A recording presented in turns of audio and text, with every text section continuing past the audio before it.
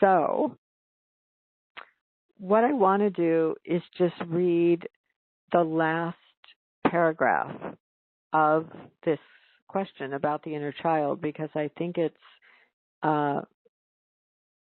relevant to everybody. And just to give you a quick background in this, basically what she was saying is that her inner child, the inner child comes differently to everybody. And her inner child mostly wants to play. That's what the child is asking for, is more playtime, more fun, more enjoyment. And to be honest, often the inner child wants that and doesn't want all of this just, adult seriousness and responsibility. And that's all good, because a lot of what we're doing here, it's not about letting the child take the lead. It's about integrating the child into the story so that the inner love, the inner divine takes the lead, and you know how to take care of the child, but also take care of the adult. So anyway, so she says, I don't know what to offer in, I guess she's saying, in this process of working with this child and the child wanting more play. She said, do I offer my goals? Do I offer my desire to be more playful and childlike? Do I offer my racing mind? Do I offer my sense of not enoughness? Could you help me create an offering prayer that I can say in those moments that I feel like, I guess you're getting in the way of your inner kid having fun, and instead, can I just open to that happening? How can I help the child feel like she's enough? And then this is kind of funny. I don't usually get into people's astrology, but she says, my sun is at 23 degrees Gemini. My moon is in Aquarius, 2 degrees Aquarius, and my rising sign is Virgo. So the thing I wanted to say, and is that your chart, just off the top from your sun, moon, and rising, is very, very mental. That makes you really intelligent, but also makes you highly ruled by Mercury. And the mind, to me, not a criticism, and somebody that this has happened to at various points in my life, is overthinking the entire story. Right, that's what happens sometimes when, strong placements in Gemini, strong placements in Virgo. Sometimes it even happens with an Aquarius moon. I have one myself. The mind starts trying to figure it all out, overthink it. And one of the biggest things that's happened to me over the last 20 years of doing this work is how to say to the mind, you can't figure this all out mentally. It's going to come from a place so much deeper than the mind. So when you're asking the question about, for example, that your inner child wants to learn how to be more playful, a lot of that won't come from, thinking it out, figuring it out. How can I control it? How can I make it happen? How can I make her feel safe? You can feel the spin of the mind. It'll often come from breathing. If you hear last week's call, we were doing a lot about the 4-part breath, where you breathe in to the count of 4, you hold the breath to the count of 4, you breathe out to the count of 4. That is a really, really good trick for someone with a super smart, active brain that has taken control of everything. You just go into the breath. You do a few rounds of that 4-part breathing until the mind starts to quiet. And then, when things have quieted down a bit, you just imagine that the kid is sitting in your lap. That's one way to do it. And you're just there and you're like, okay, honey, how can I support you? Like, this stuff you can keep so simple. And when the mind is on a spin, it gets so complicated. How can all these things happen at once? How can I support her? How can I get her to feel enough? How can I do this? How can I do that? You get the mind to quiet down. You invite her to come close. Sometimes she'll get in your lap. Sometimes she might just sit by you. And you just ask her, how can I support you? I'm here.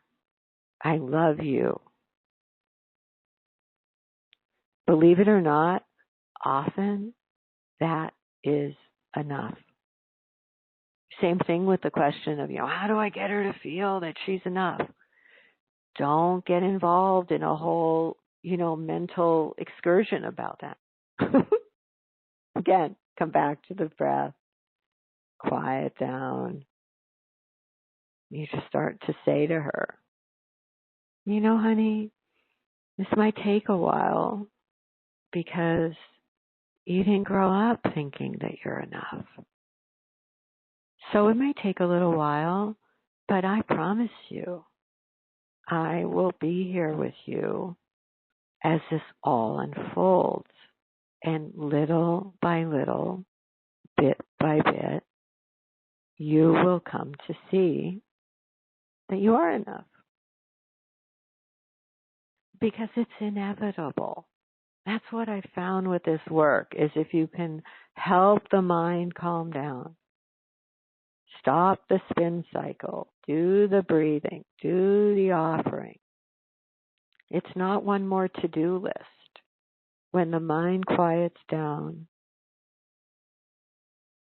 the words start to spontaneously come from the inside. You start to know what to say to that kid. It's not a script. You don't have to have the perfect prayer. Any of the things I'm saying will help, but you may find you have your own way with her. It's a very intimate, personal process.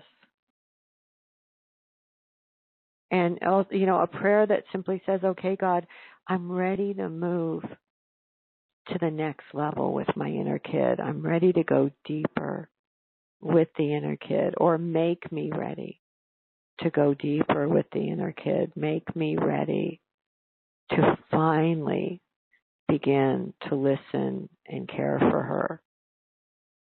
Sometimes that's all you need. Just that simple.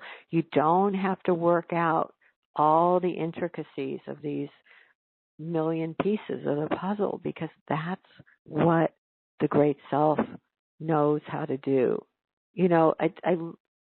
I think about this all the time. Like, I ended up on YouTube one day with, I don't even know, I only watched it for 5 minutes, but there was some guy who was giving this very intricate teaching about the levels of consciousness and all of these things that you needed to do to control going in and out of all these different levels of consciousness. And it was so exhausting after 5 minutes. And there were people writing in the comments like, dude, I have a headache just listening to you. And I was thinking, this comes out of this patriarchal way of thinking that is all about, you have to figure out all the how and the doership and the pushing and the forcing, when in fact, in those 5 minutes listening to him, I thought, if he could just say to people, go to your breath, return to the now, connect to that scared, vulnerable child on the inside, and breathe and feel it and give it love, and ask that the next right action be shown. Like, that's about what it takes. Like, this thing was so convoluted. It reminded me of that. There's a part in Outrageous Openness about Do you remember that, where I'm again listening? I don't know what, there was some coach or whatever about the 78 steps to overcome procrastination, and it was so crazy. And I just remember thinking, there's one step. Like, it was like 78 steps to overcome procrastination without God. If you didn't include that force of love and know that you could take this and quiet the mind down and invite in the energy and be asked to be shown the right actions, then yes, there were 78 steps to a migraine headache. So hard. So that's what I think with this is you're really on your way, and keep it very simple. Keep it very simple and notice when the mind is overcomplicating it. I can feel you're on your way with this, and you're blessed because you've got this inner child.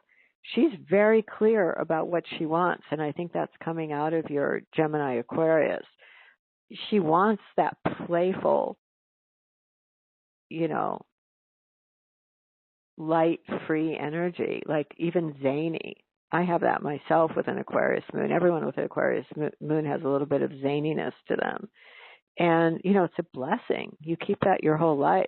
It doesn't stop when you stop being 8 years old. You always have it. So you have it.